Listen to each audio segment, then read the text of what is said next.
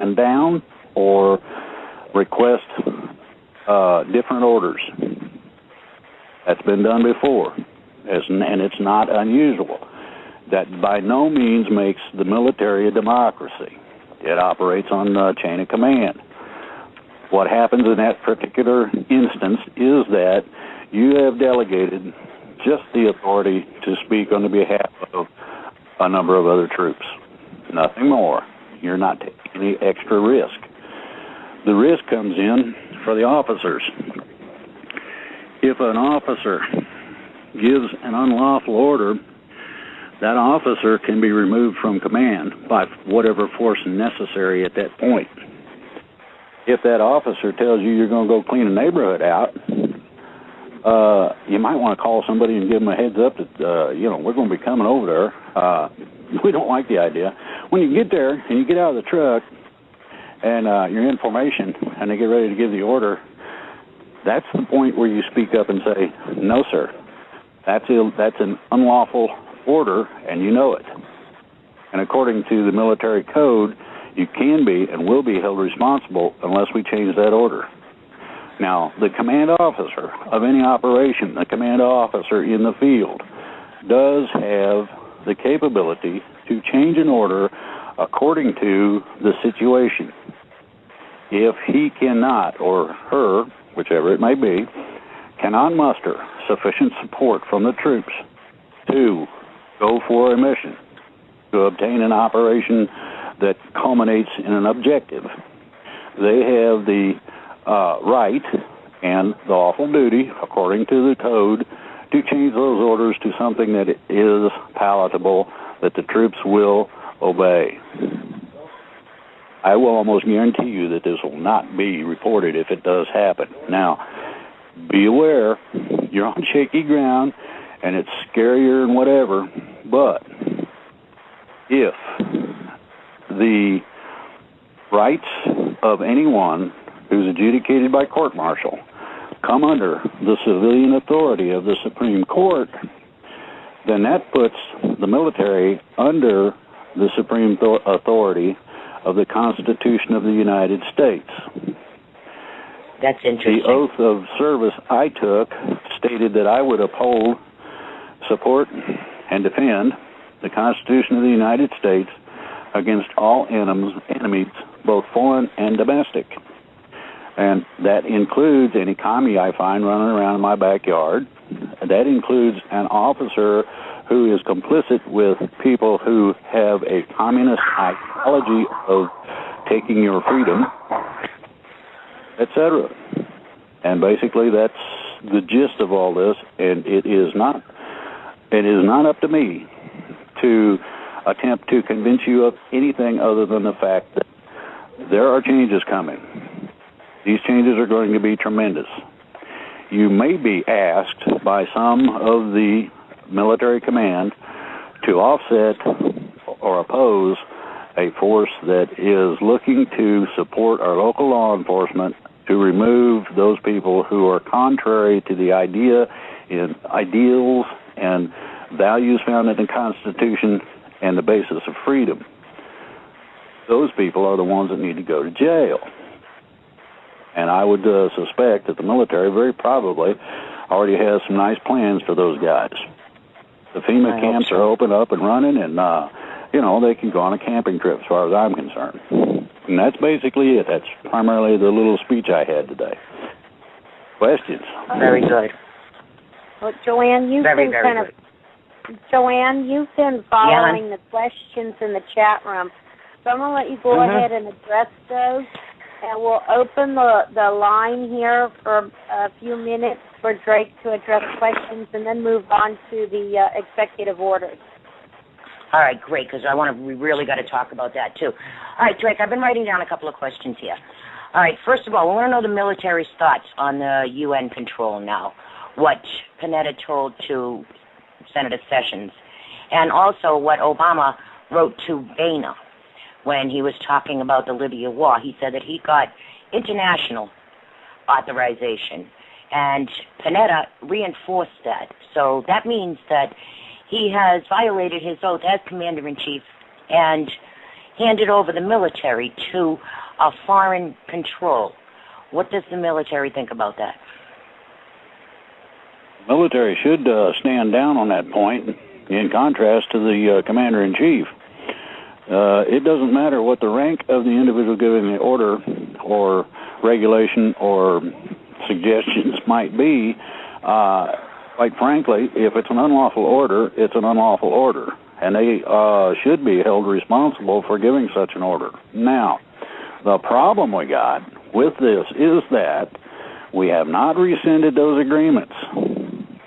Until we rescind those agreements, and I mean every congressman should be aware of this, until we rescind those agreements, any coalition of allied nations, any group such as NATO or the UN, can call up Panetta and say, hey, bud, we need some troops and some air support and da-da-da. And he is obligated legally to oblige. That does not mean also, that troops here in the United States need to necessarily obey an unlawful order. Now, that's a real sticker. I read the UN contract. The UN contract said this contract does not supersede the sovereignty or the Constitution of the United States. Nothing in this agreement is allowed to supersede. So, well, that's a useless contract.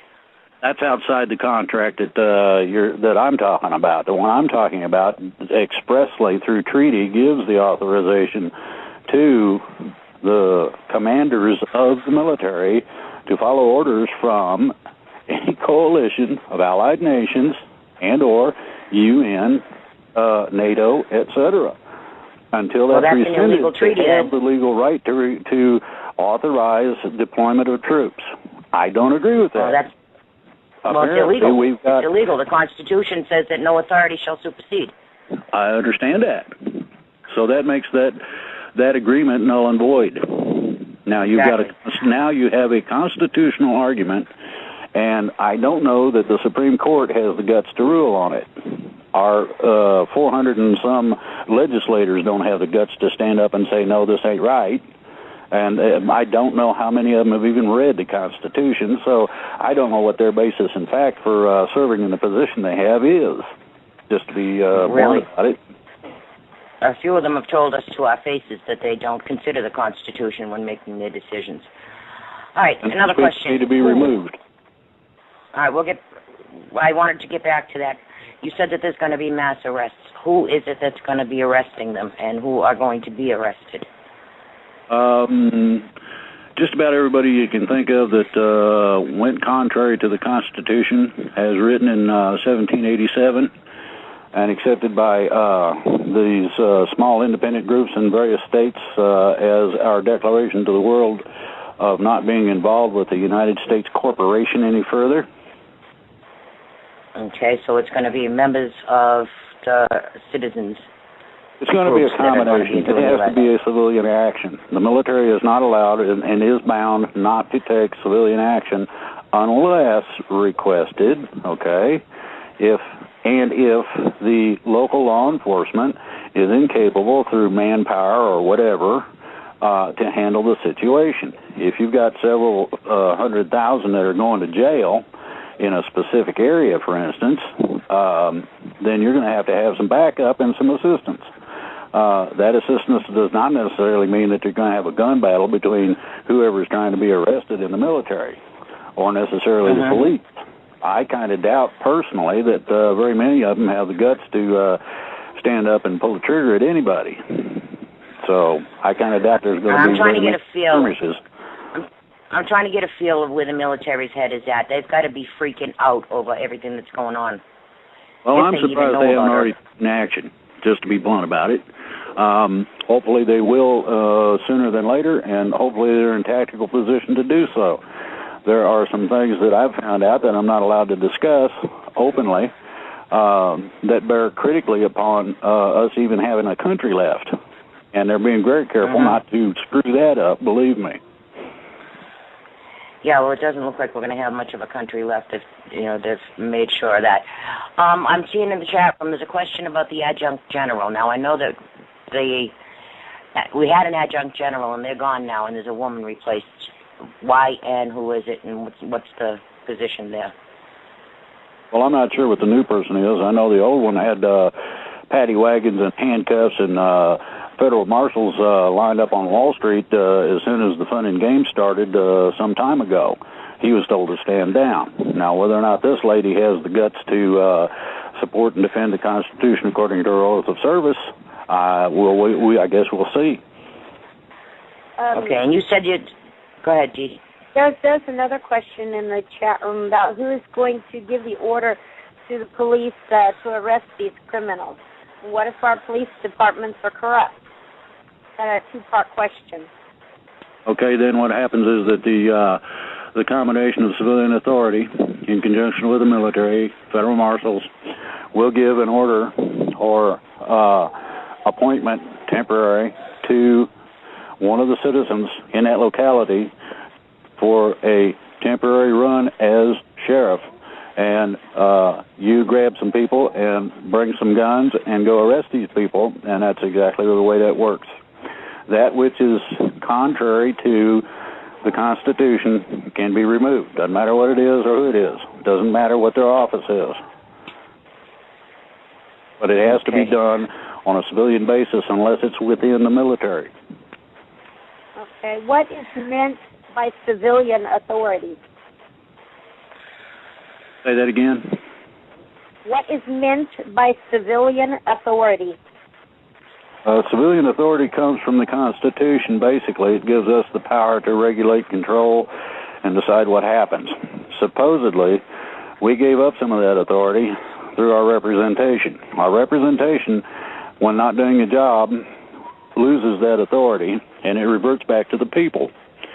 Thus, the people, either a locality or state or overall as an agreement among all of the different states, can thereby immediately remove these people for not upholding their oath of service in terms of their oath of office, same thing, their support of the Constitution and doing things constitutionally. When you step outside of it, you become an enemy to the Constitution. Just that simple. Mm-hmm. All right, before we go any further, there's a couple of questions about you personally going on in the chat room. Would you just give us a couple of your credentials? There's a person in the chat room wants to know who you are and how did you get into the position you're in with this group that you're talking about. Well, actually, I started out a bunch of years ago trying to figure out how to motivate people because I didn't like what certain people and businesses and whatnot were doing to the environment. That got me into legalities, which also led to the rights of certain government agencies to tell people what to do, whether it was legal or not.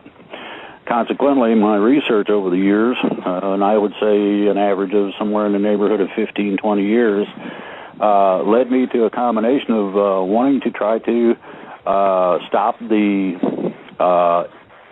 anti-constitutional legislation such as Homeland Security Act, etc. And I had a terrible time motivating people. And I also had a terrible time trying to get things done. However, I was able to accomplish some of the goals that I set for myself. I came about this particular position sort of by accident. I was trying to find answers to things that I was on the internet one night, and one of these people who is a sovereign philosopher, I'll say, somebody who likes to play games with freedom and doesn't know what they're talking about, stated some things that were totally erroneous on a radio show. I got mad, got on a radio show, and told the guy to shut up and learn how to read and listen up. And I laid out the basic plan for the primary manner in which this paperwork that's been submitted was to be formulated. Somebody took notes, and it's gone from there. Presently, we have a majority of states that have completed paperwork in terms of notification that sets our country free. So those are a part of my qualifications. I've also asked many times why I didn't become a lawyer, and I really can't answer that question. One All right, more. now, beyond the... Okay, go ahead. Joanne, if you don't mind, I got one